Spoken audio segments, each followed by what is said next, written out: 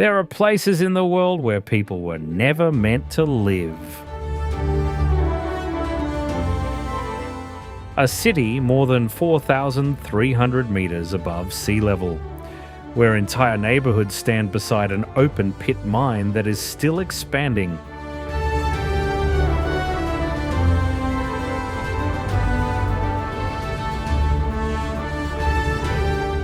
More than 70 glaciers flow down its mountainsides. Some extend all the way to the forests below.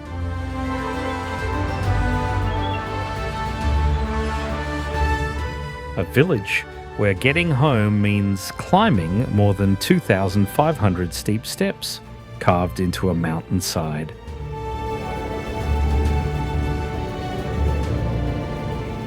And somehow people still remain.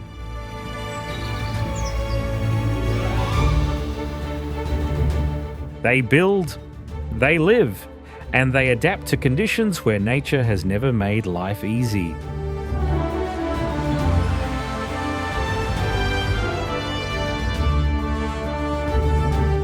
Every place demands a different way of surviving. And this is a journey through some of the most extreme places on Earth, where everyday life demands constant effort just to survive.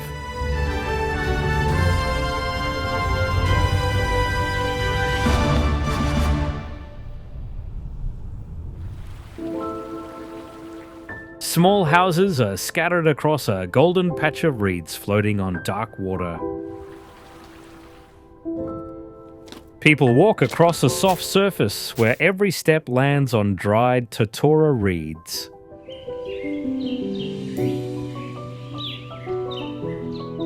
The Uros Islands lie on Peru's Lake Titicaca. The entire community lives on islands with no natural ground beneath them.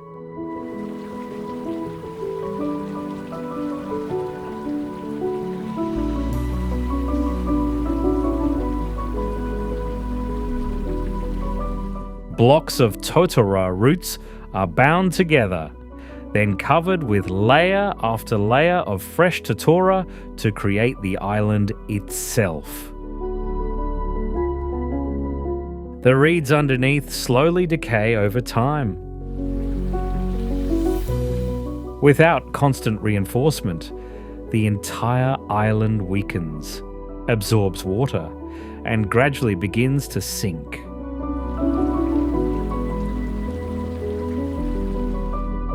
That is why the Uros people do not just build houses, they must constantly rebuild the very ground beneath their feet.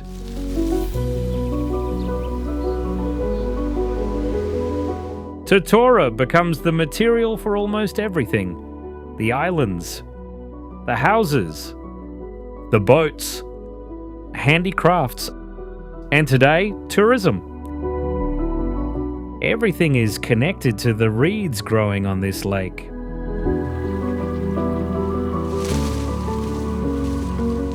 In the cold waters of the Andes, they never found land to live on. They created it themselves, then continued living this way from one generation to the next.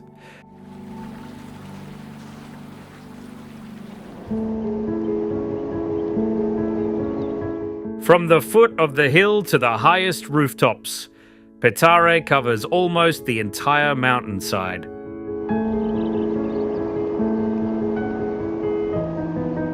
Homes are packed tightly together. Narrow alleyways cut across the steep slopes.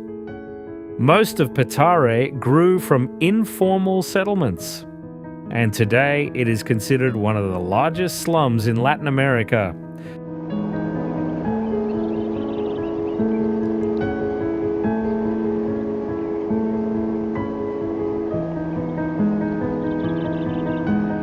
Hundreds of thousands of people live within a very limited area, where every meter of space has been divided and used.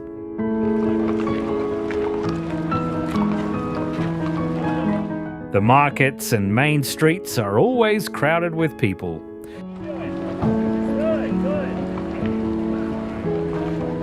Shops stand side by side, Buses, motorcycles, and pedestrians constantly weave through the busy commercial streets.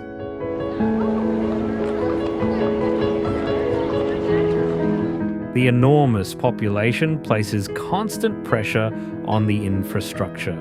Water, electricity, and the drainage system must serve a massive community.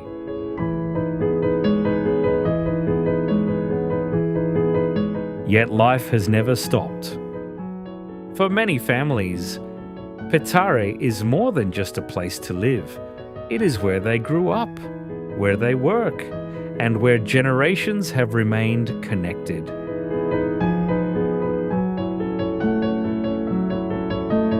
It is also where they continue to endure the challenges of life in a crowded city.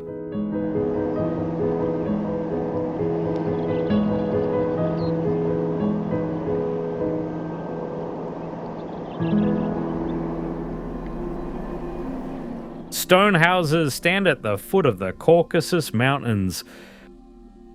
Among them rise the tall Svan towers that have stood here for centuries.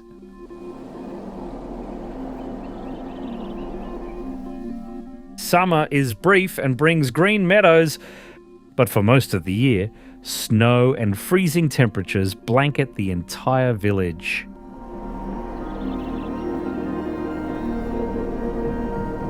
At an elevation of more than 2,100 meters, Ushguli is one of the highest permanently inhabited communities in Europe.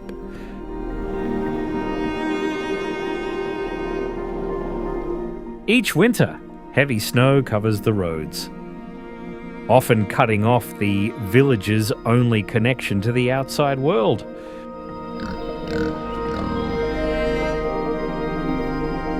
Before winter begins, many families stock up on food and daily necessities to get through the long, cold months.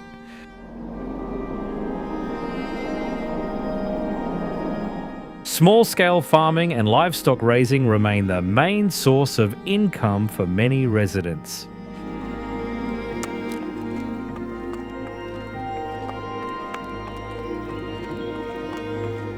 Even though life high in the mountains is always challenging, the Svan people continue to stay.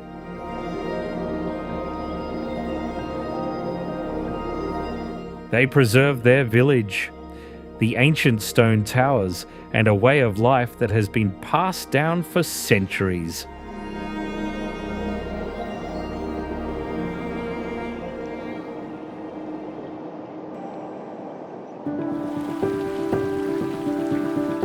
Water is everywhere.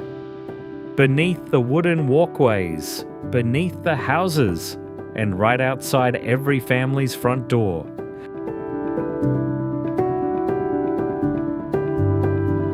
All around, massive limestone cliffs surround the entire community in Phang Nga Bay.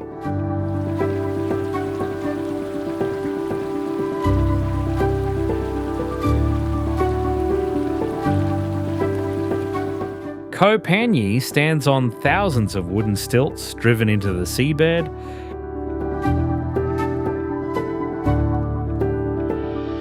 Over time, the villagers have continued expanding the settlement with new wooden platforms, creating homes, schools, and shops above the water.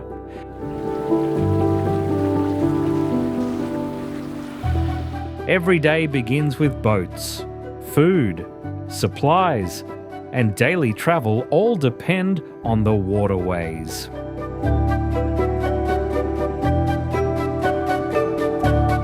Tour boats are far more common today. Nearly all new construction is limited to the network of wooden stilts.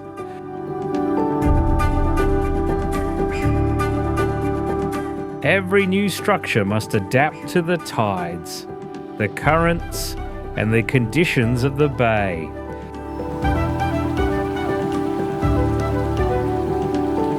Even so, this community continues to live on the waters their ancestors settled hundreds of years ago.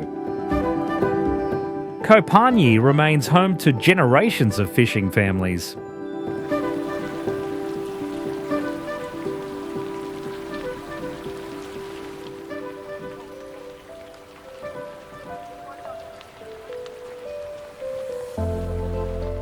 Rice terraces climb one after another across the mountainsides. They follow every slope, spreading throughout the entire valley, then reaching all the way to the forests above. Each terrace holds a still layer of water.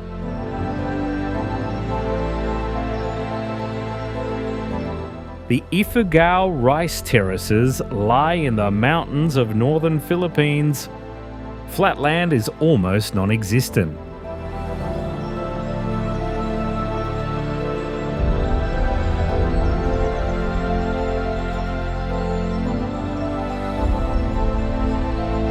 To get here, you must follow narrow trails, crossing steep slopes, terrace edges, and stone steps linking one level of farmland to the next.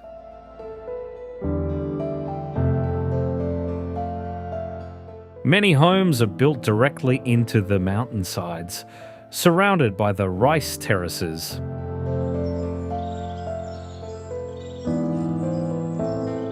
These fields still provide food and sustain the community to this day.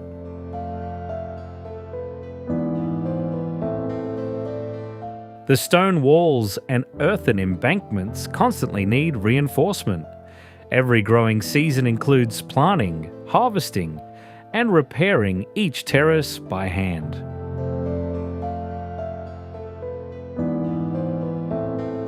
If even one retaining wall collapses, or the flow of water is interrupted, the entire system below can be affected.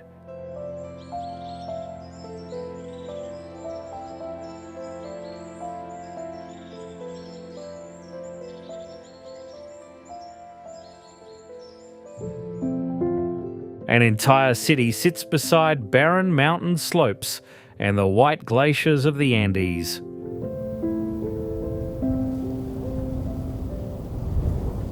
Homes are packed tightly across the grey landscape. Above them lie the gold mine and snow-covered peaks.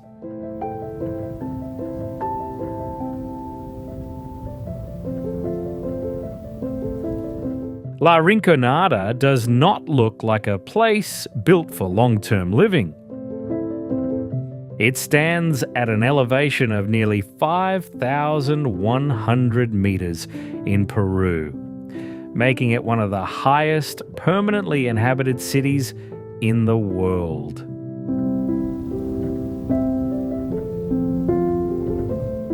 Here, the thin air makes every breath shorter.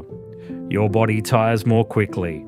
The oxygen level is only about half of what it is at sea level.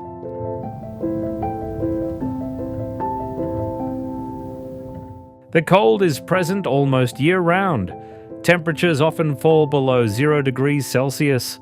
Electricity, clean water, and many basic services remain limited.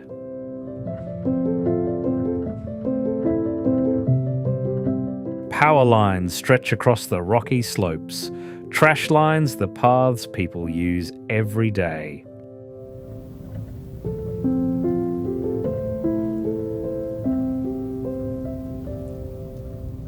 Even so, tens of thousands of people continue to stay in search of a living from the gold mine.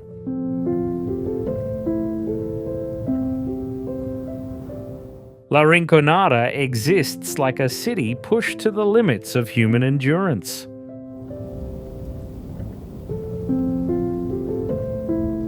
Life goes on in a place where even breathing is already a challenge.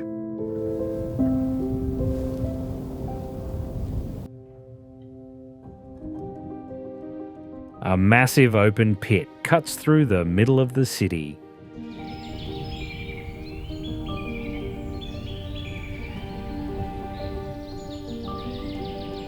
Roads end at the edge of the mine.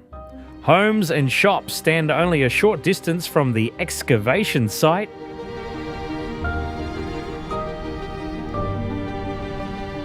In Cerro de Pasco, there is almost no boundary between the city and the mine.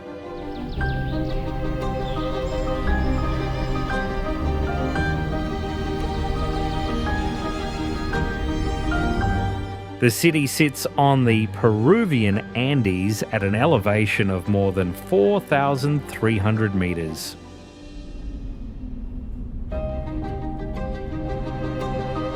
The cold lasts throughout much of the year. But the greatest challenge is that the open pit mine continues to expand, moving closer to residential neighborhoods little by little.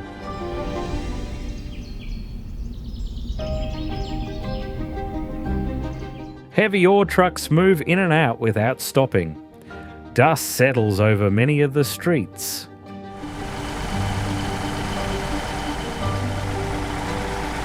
The sound of mining equipment has become part of everyday life. Mining has existed here for centuries, and this community has grown alongside it.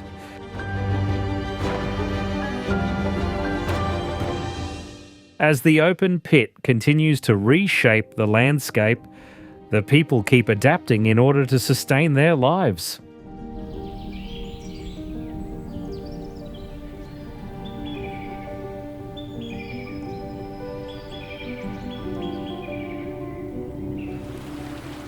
Long rows of green crops float across the surface of the lake.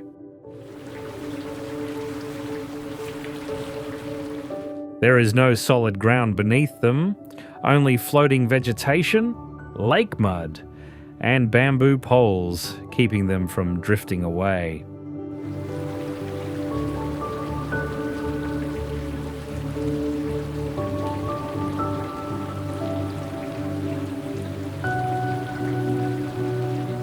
Inle Lake lies in Myanmar's Shan State. Here, the Intha people do not simply live beside the water.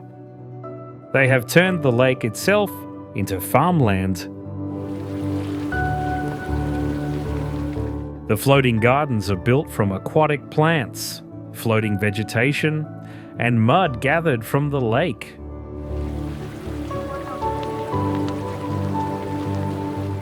Tomatoes, beans, gourds, and leafy vegetables are grown on these remarkable plots. They provide both food and income for many families.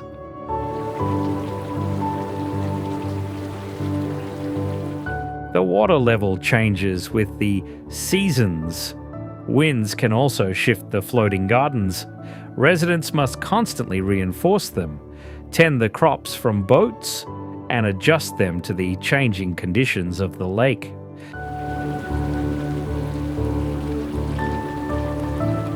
Stilt houses, markets, and boat docks line the waterfront community.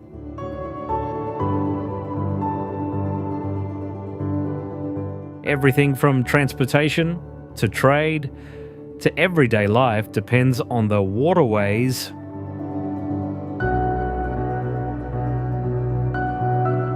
At Inle, life follows the rhythm of the lake.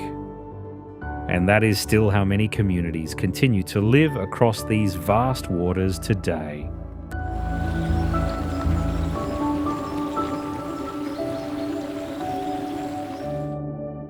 The paved road ends at Mohammed El Ghizlane. Beyond it lie only sand, gravel, and dunes stretching all the way to the horizon.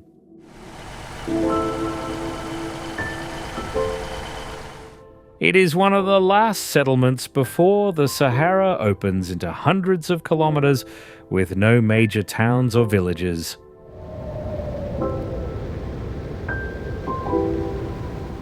Summer temperatures here often rise above 45 degrees Celsius. Rain is extremely rare. Water is always precious.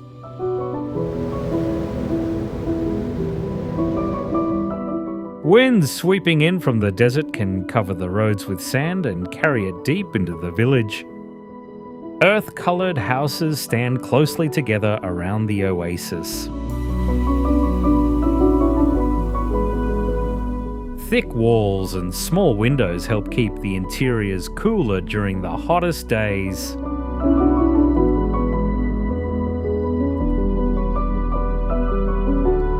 Raising livestock, guiding desert caravans and welcoming visitors are also important sources of income.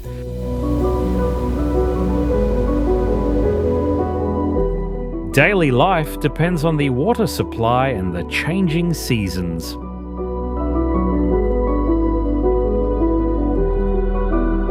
Mohammed El Ghizlane is not the end of the desert.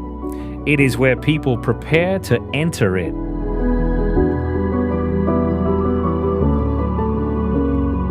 On the edge of the Sahara, a community continues to thrive in a place where every part of life depends on water, the weather, and harsh natural conditions.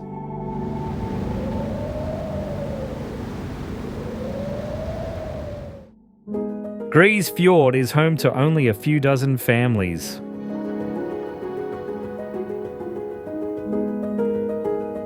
All around are rocky mountains, sea ice, and the waters of the Arctic Ocean. There are no roads connecting it to any other community.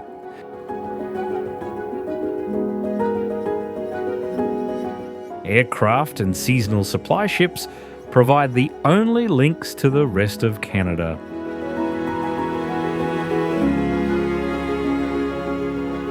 The village is located on Ellesmere Island, hundreds of kilometres north of the Arctic Circle.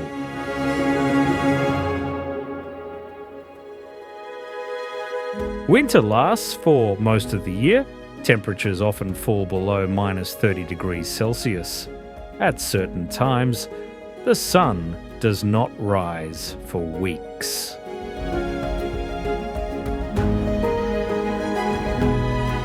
Then summer arrives, bringing daylight that lasts almost around the clock.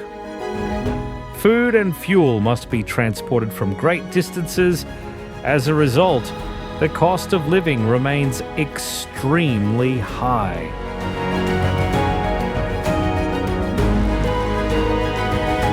Many Inuit people still hunt seals, fish, and other Arctic wildlife. It is also an essential way to supplement life in a place that is both expensive and isolated.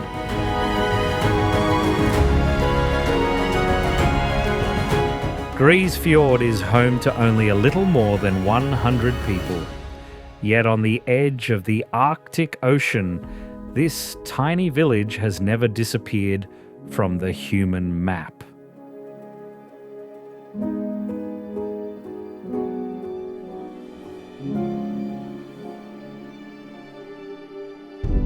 To leave the settlement in Longyearbyen, many people carry a rifle.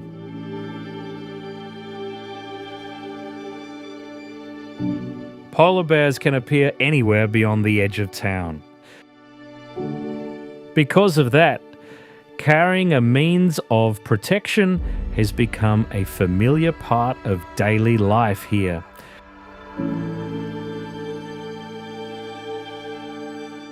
Longyearbyen is located on Norway's Svalbard archipelago, less than 1,300 kilometres from the North Pole.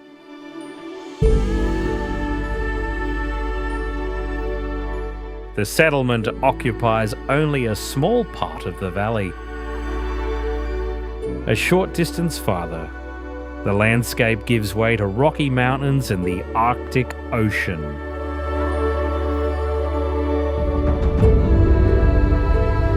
For several weeks each year, the sun never rises above the horizon. At another time of year, daylight lasts almost 24 hours a day.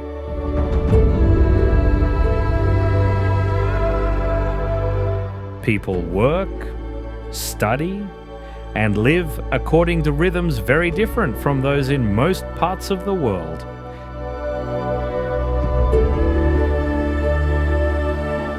Most food, fuel, and supplies must be transported from mainland Norway to Svalbard.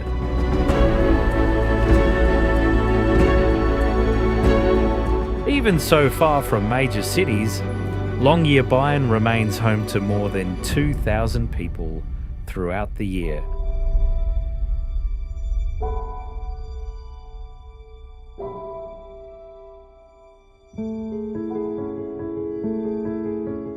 Thick earthen walls enclose the entire village.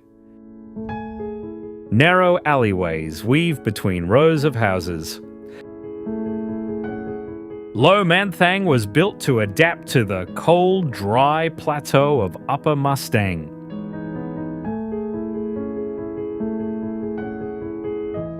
The houses stand close together, with flat roofs and small windows that help block the cold wind and retain heat.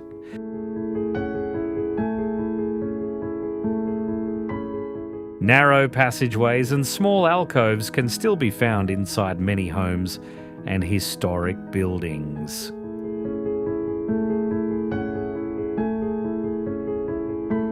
Rain is extremely rare here. Most of the moisture is blocked by the Himalayas before it reaches the valley.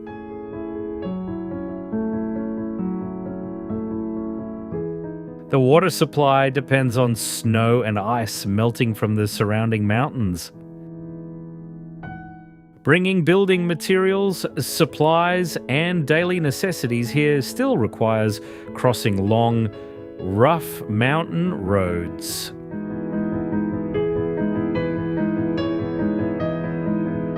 Construction and transportation continue to demand significant time and effort.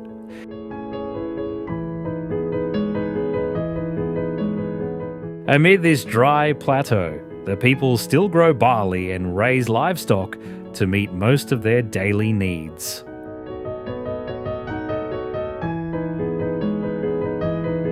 For centuries, Low Manthang remained largely isolated from the outside world. That isolation has helped preserve the village layout and much of its traditional architecture to this day.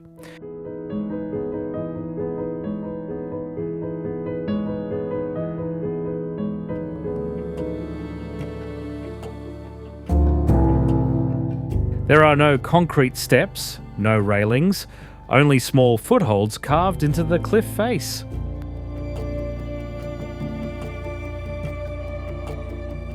To reach Abuna Yemata Gu, you must climb a sheer rock wall before arriving at the entrance to the church.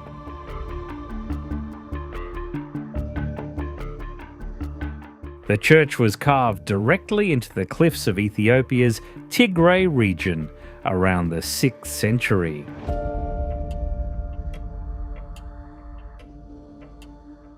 Its entrance sits about 200 meters above the surrounding landscape. A narrow rock ledge with a deep drop below is the final challenge before stepping inside.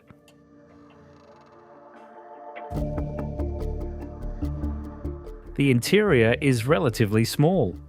The walls and ceiling are covered with centuries-old frescoes.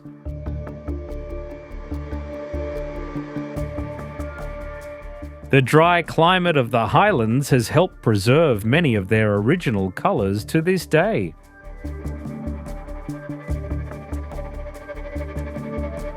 Even though the climb remains challenging, religious services are still held here.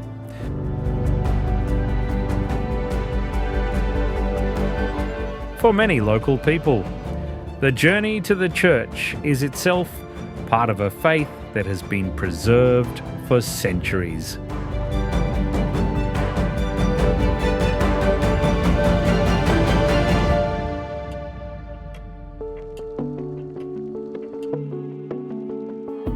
What look like towering stone pillars in Kandovan are actually people's homes.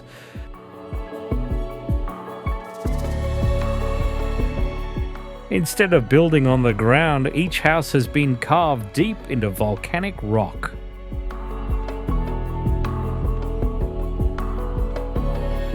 The village lies at the foot of Mount Sahand in northwestern Iran.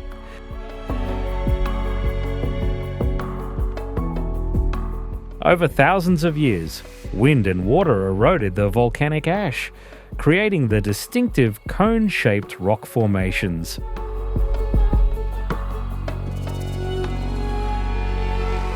The residents expanded these natural cavities and turned them into homes.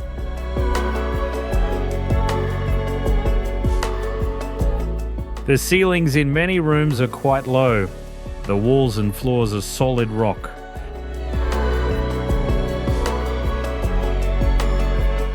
Natural light reaches only part of the interior. So many spaces remain dim even during the day and rely on electric lighting.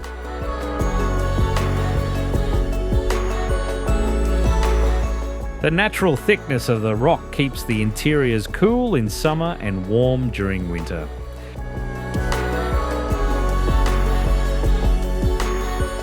Outside, stone steps connect the homes along the steep hillside.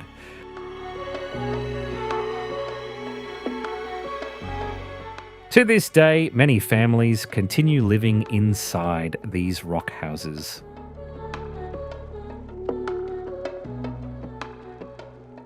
Kandovan is not a place where people built homes on a mountain. They turned the mountain itself into their home.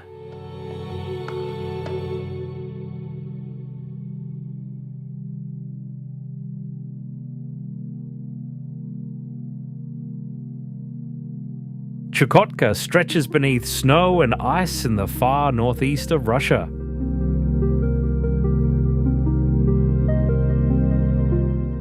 Arctic winds sweep across the open tundra.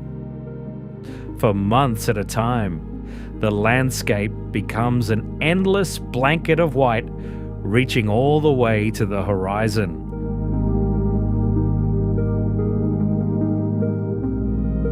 On the other side of the Bering Strait lies Alaska. Yet many communities in Chukotka remain isolated from the outside world.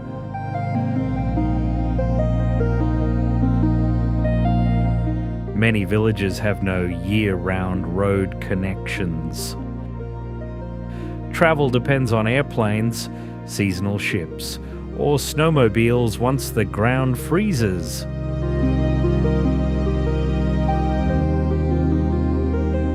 Winter usually lasts for more than half the year. Temperatures fall below -30 degrees Celsius.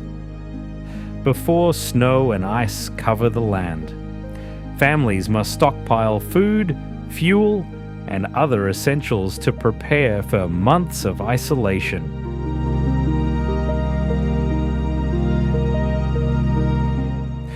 The Chukchi and Yupik people continue to herd reindeer, fish, and preserve many of their traditional ways of life.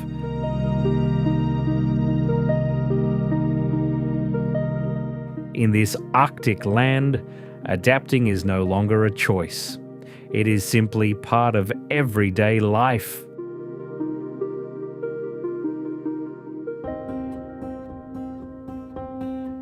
Light-coloured earthen walls stretch across a sea of sand.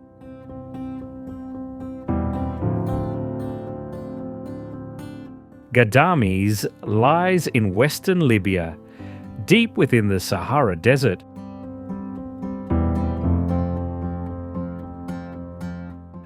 Narrow alleyways weave through the entire settlement. Many passageways are covered to block the sun. Even at midday, people can still move through the village in the shade.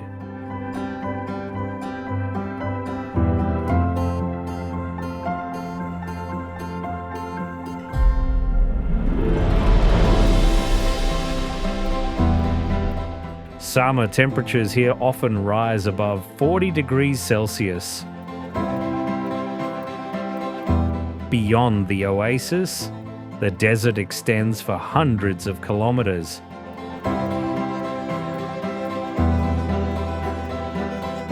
It was this oasis that brought water to the region, making it possible for a community to take root here centuries ago.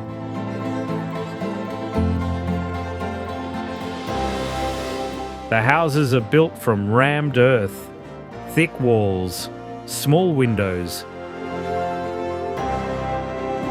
The interiors stay much cooler than the outside air. Many rooftops are also connected, creating elevated walkways for the residents.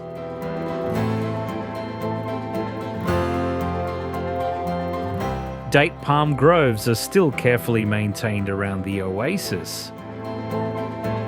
The water continues to sustain both the crops and the lives of many families.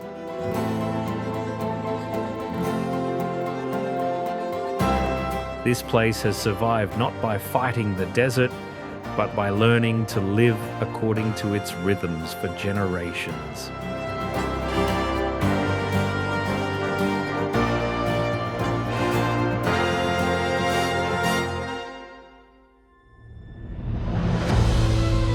In Spiti, winter brings more than just the cold. It locks the entire valley away. Mountain passes disappear beneath the snow. Roads are cut off, and many villages must survive on whatever they have prepared in advance.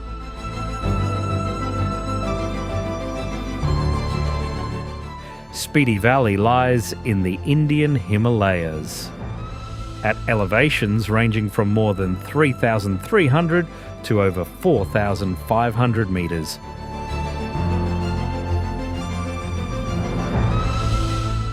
It is a cold desert. Rain is rare. Large trees are almost nowhere to be found.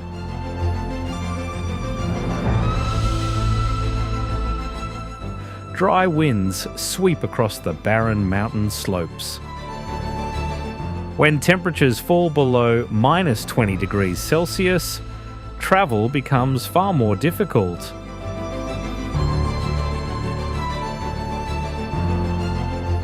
Many mountain passes remain closed for months.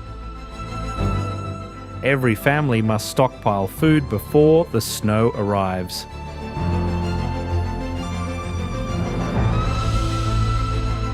The short summer is the most important season of the year.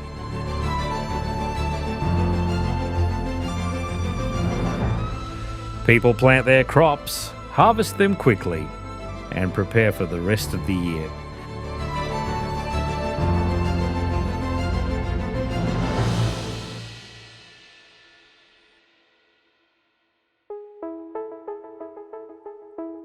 Tamanrasset lies in southern Algeria, deep within the Sahara.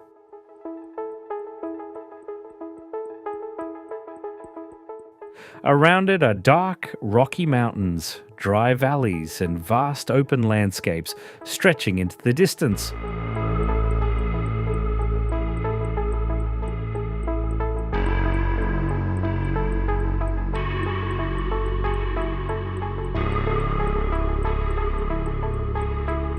The scenery here is nothing like the familiar rolling sand dunes. It is rugged, dry, expansive, and almost completely without shade.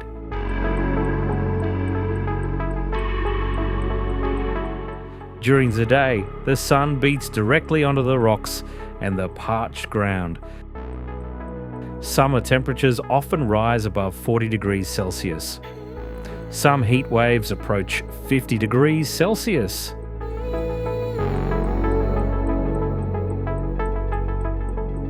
Rain is extremely rare.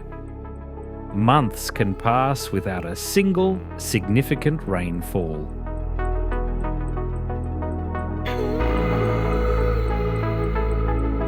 The dry air quickly turns even simple outdoor activities into exhausting work.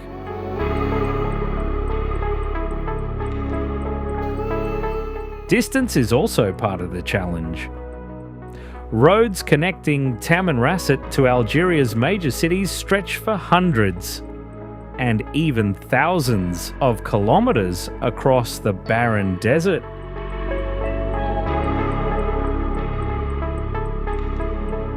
Even so, Tamanrasset remains home to tens of thousands of people.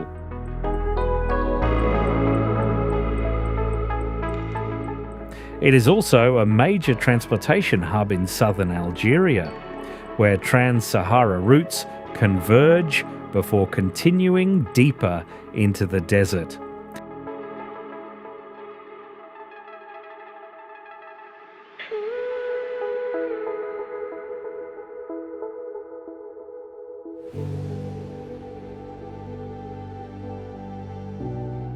Mohammed El Ghizlane lies in southern Morocco, near the edge of the Sahara Desert.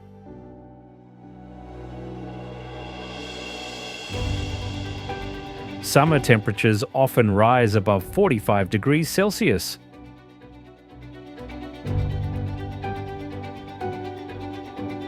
Rain is so rare that many months pass without a single significant rainfall.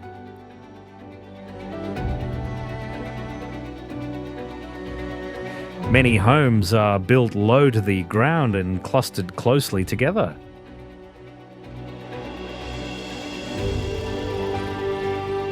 Their walls blend almost perfectly with the surrounding earth and stone.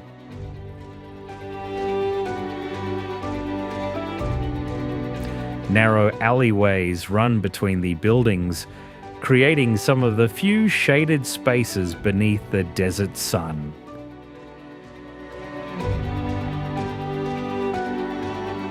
Inside, the homes are relatively simple.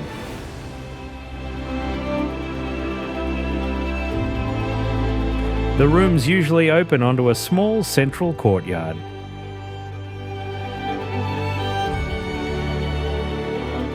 It is where families catch the breeze, gather together, and escape the worst heat during the hottest hours of the day.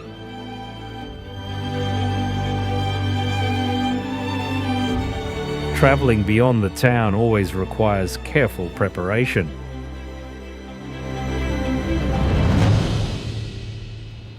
Water, fuel, and the weather determine almost every journey.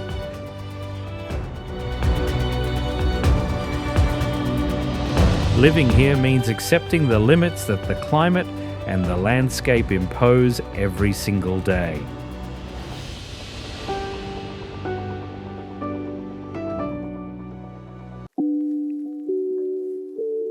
The ocean stretches in every direction.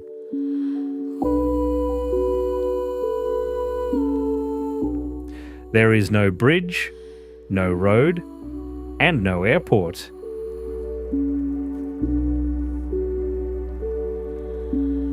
Tristan da Cunha lies in the South Atlantic, more than 2,400 kilometres from the nearest continent. The only way to reach it is by sea. Each voyage usually takes several days and depends entirely on the weather and sea conditions.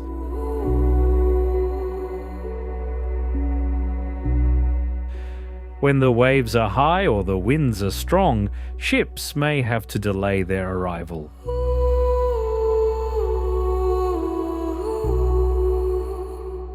The island's only village sits between open grasslands and the foot of a volcano.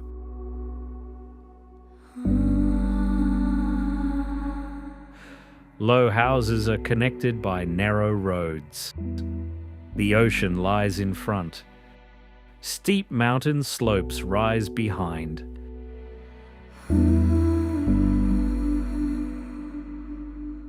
The entire community is home to only a few hundred residents.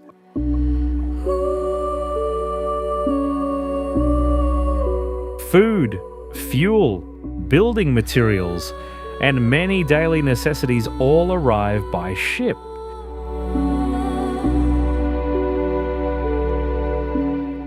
If a supply vessel is delayed, the entire island must adjust.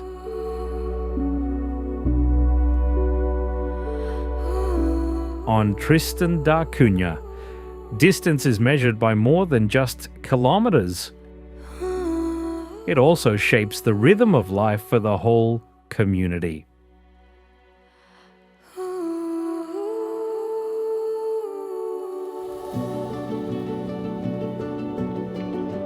Chukotka stretches beneath snow and ice in the far northeast of Russia. Arctic winds sweep across the open tundra.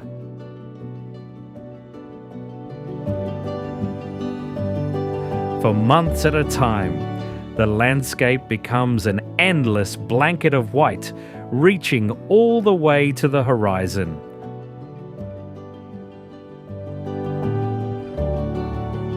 On the other side of the Bering Strait lies Alaska. Yet many communities in Chukotka remain isolated from the outside world.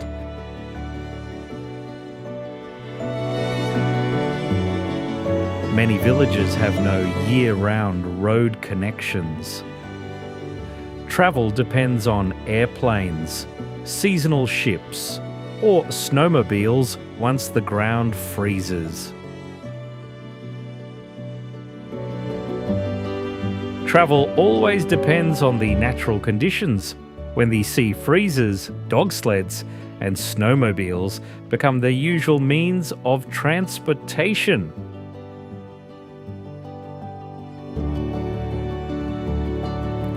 In summer, boats can once again travel across ice-free waters. Air connections rely on small aircraft, and flights are heavily dependent on the weather.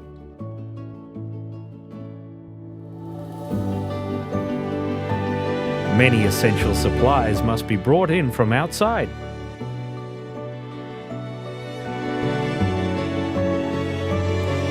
As a result, sea ice and weather affect more than transportation.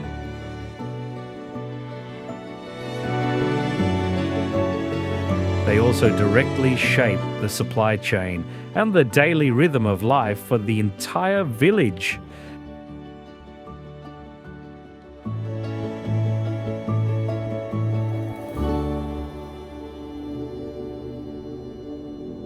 In Ganvier, boats are part of almost every aspect of daily life.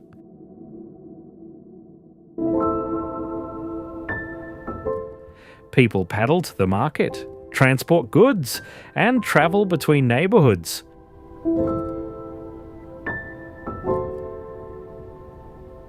The water serves as the city's streets. The city was founded around the 17th century.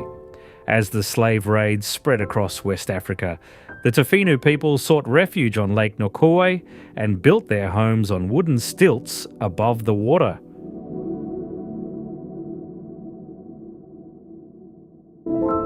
Over time, an entire community grew in the middle of the lake.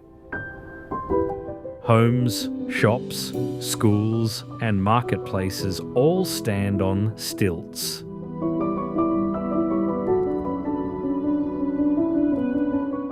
Small wooden boats travel back and forth from morning until evening, creating the unique rhythm of life that defines this place.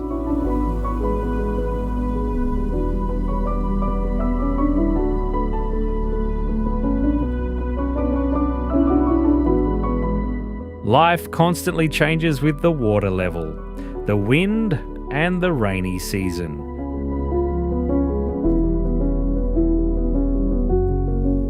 Building homes, making repairs, and transporting materials all have to be done by boat.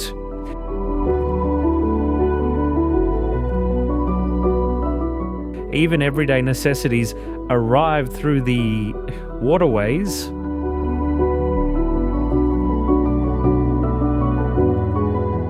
For centuries, the lake has remained the foundation on which an entire community continues to live and thrive.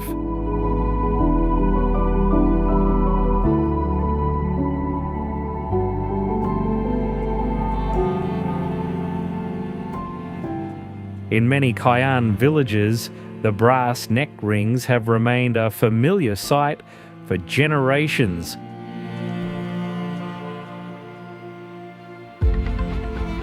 For many women, they are more than jewellery. They are part of a cultural identity passed down from childhood.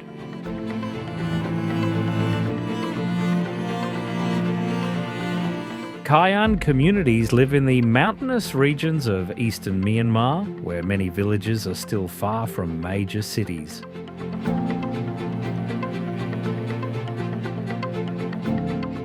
Homes are built from bamboo and wood.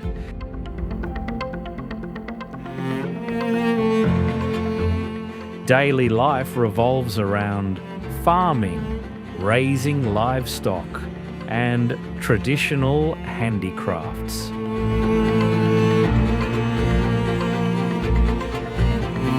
Additional rings are usually added in stages over time.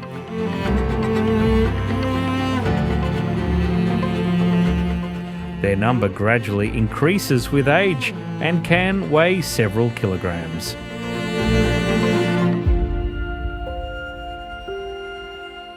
Contrary to popular belief, the rings do not actually lengthen the neck.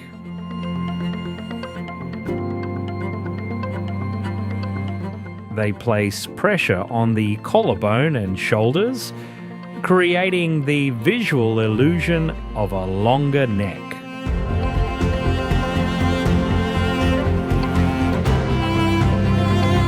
To this day, many Kayan women continue this tradition as a way of preserving the cultural heritage of their community.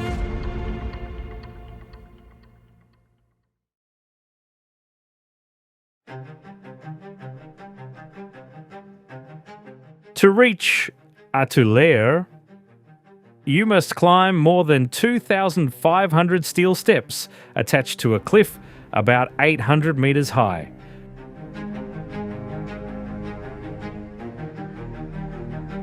Some sections are almost vertical, forcing you to hold tightly to the handrails throughout the climb.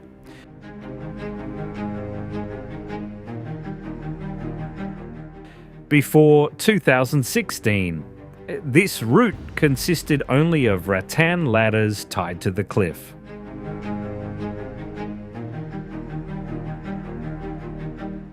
Every trip was a challenge, from building materials to crops harvested after each season. Everything had to be carried along the only route connecting the village to the foot of the mountain.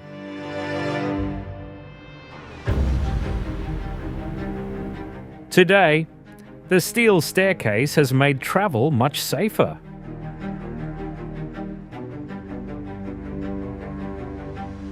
Even so, reaching or leaving Atule'er still takes many people between 1 and 2 hours.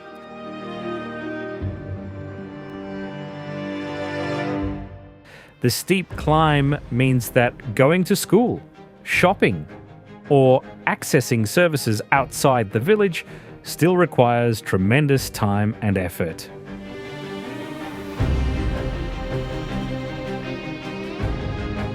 Atule'er is perched on a mountainside in China's Sichuan province.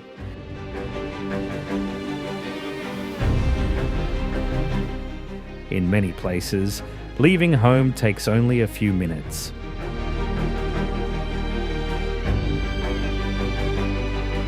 Here, every journey begins with thousands of steps clinging to the cliff face.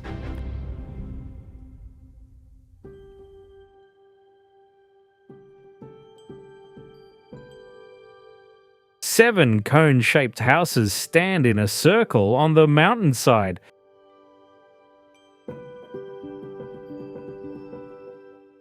Their thatched roofs extend almost to the ground.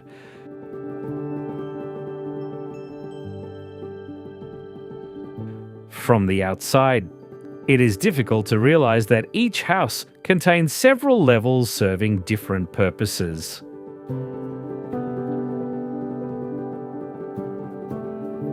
This is Wae Rebo, a Manggarai village sitting at an elevation of about 1,100 meters on Indonesia's Flores Island.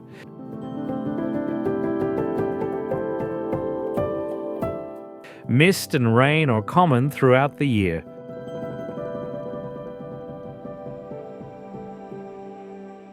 The air remains cool, and the humidity is much higher than in the surrounding lowlands.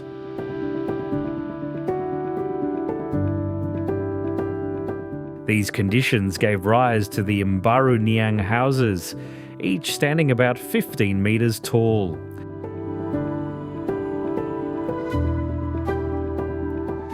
Their frames are built from wood, bamboo, and rattan.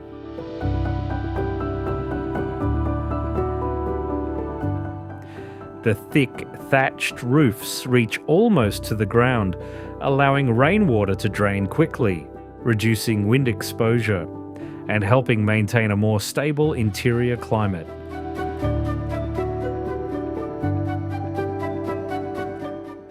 Inside, there are very few partitions.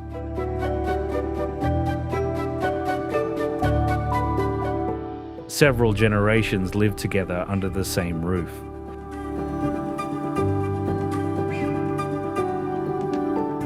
The upper levels are used to store food, seeds, and valuable belongings, helping preserve them in the humid mountain climate.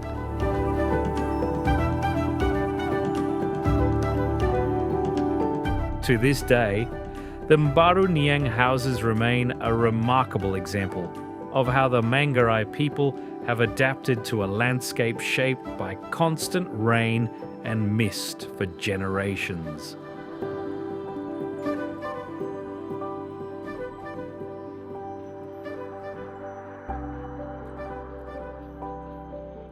White rooms are stacked in front of the entrance to a Vishal cave.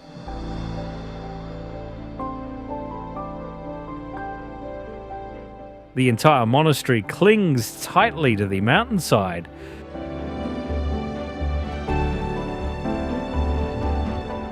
The stone walls and the cliffs almost blend into one another.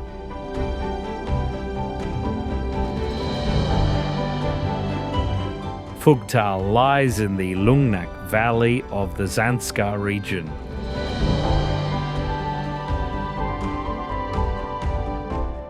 The monastery stands at an elevation of nearly 4,000 meters.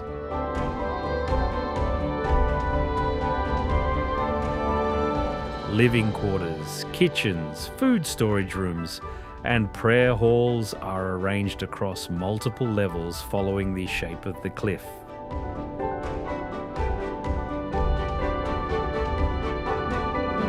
Every natural ledge has been used to expand the living space.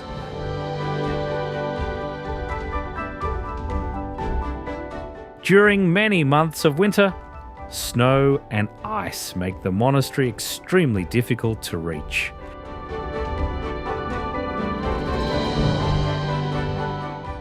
Narrow trails along the canyon can become buried beneath snow or covered in ice.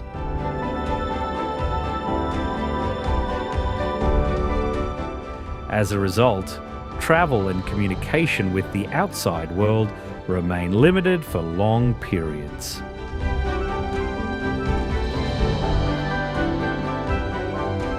The high altitude, isolation, and harsh weather make transporting food, fuel, and building materials here an ongoing challenge.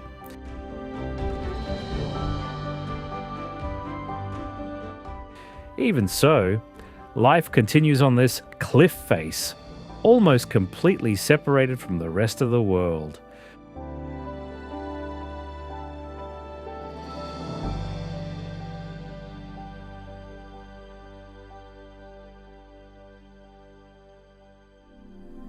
In the Orinoco Delta, finding the right route can be harder than the journey itself.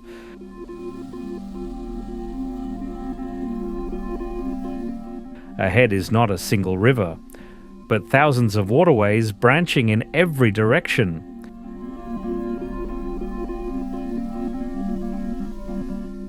Every trip depends on the currents, the tides, and the water level that day.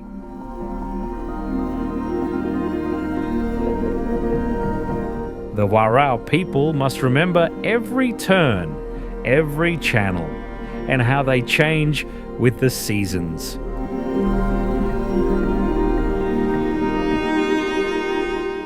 Roads provide almost no connection between the settlements scattered across the delta.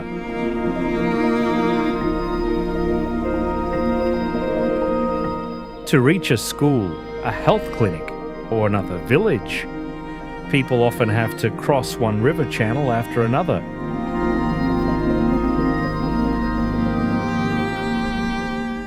A journey of only a few dozen kilometers can take many hours by canoe.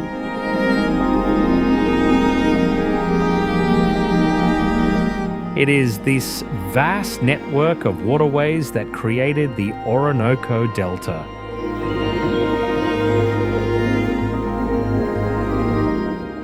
But it has also made transportation a daily challenge.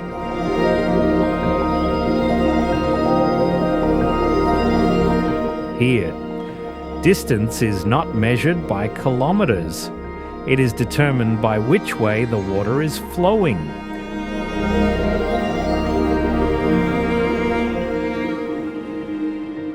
On some days, the people of Tasiilaq do not check the temperature first. They watch for Petare warnings.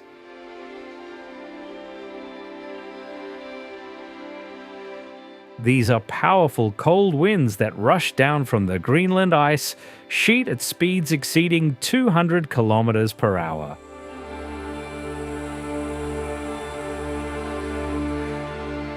At times, they become even stronger.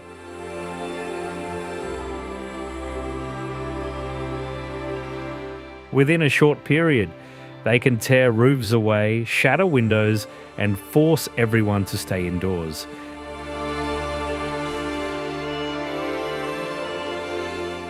The town is located on a Marseilles island along the eastern coast of Greenland.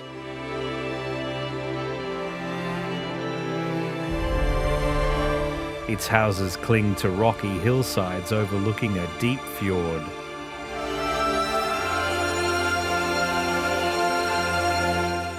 With a population of just over 1,800 people, it is still the largest community on Greenland's entire east coast.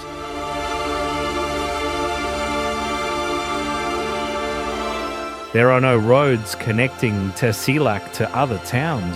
To leave, residents must travel by helicopter or by boat whenever the weather allows.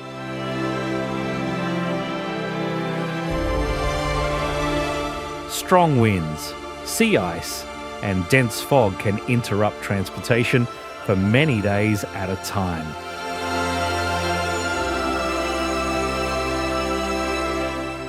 In Tasiilaq, an entire day's plans can change because of a single Petare approaching from offshore.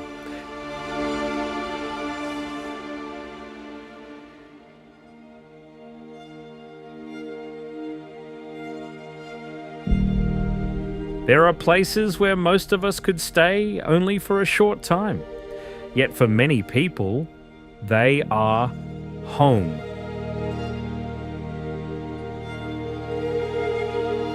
The places where they were born, where they grew up, and where they have spent their entire lives.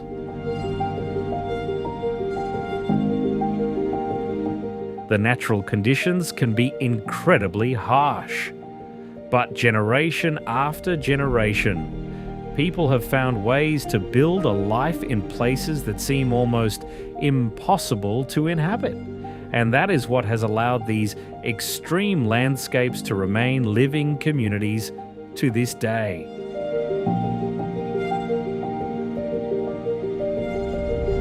If you could choose one place to experience, which one would it be?